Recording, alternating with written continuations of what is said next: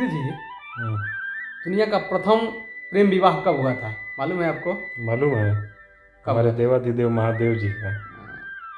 यानी हमारे आराध्य श्री देवादिदेव महादेव का महादेव जी प्रथम विवाह प्रेम विवाह हुआ था। किसके साथ? सती जी के साथ। माता सती के साथ। देखिए, प्रेम शिव का अर्थ है। प्रेम शिव का अर्थ है। शिव का अर्थ है। अगर हृदय में भाव न हो तो सब सब व्यर्थ है। व्यर्थ है। देखिए, प्रेम अगर कहा जाए तो माँ सबरी भी प्रेम करती थी, माता मीरा भी प्रेम करती थी, और राधा भी प्रेम कर। भगवान श्री कृष्ण से प्रेम करती थी।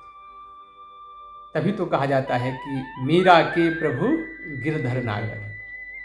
और प्रेम में ही भगवान राम माता सबरी का जूठा बैर भी खाए थे। अगर शैर के माध्यम से अगर प्रेम की छोटी सी परिभाषा दी जाए तो हम लोग ऐसे कह सकते हैं कि हर शाम सुहानी नहीं होती, वाह वाह, हर चाहत के पीछे कोई कहानी नहीं। क्या बात है। हर शाम सुहानी नहीं होती, हर चाहत के पीछे कहानी नहीं होती, कोई कशिश है यार मोहब्बत में, वरना यूं ही गोरी राधा सांवले शाम की दीवानी नहीं। क्या बात है, क्या बात है, वाह। देखिए, प्रेम एक अटूट शक्ति है।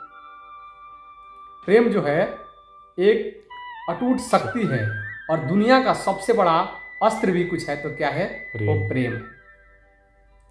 अगर हम एक शब्द का बात, प्रेम की बात ऐसे भी कहें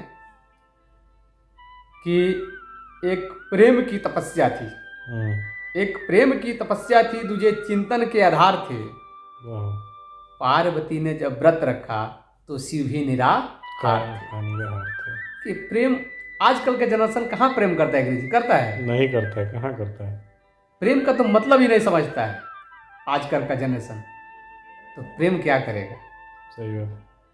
कुछ ऐसा समय आएगा आगे चल के, ऐसा समय आएगा कि न्यू जनरेशन प्रेम शब्द ही भूल जाएगा। तो प्रेम का मतलब समझना इतना आसान नहीं है। आगे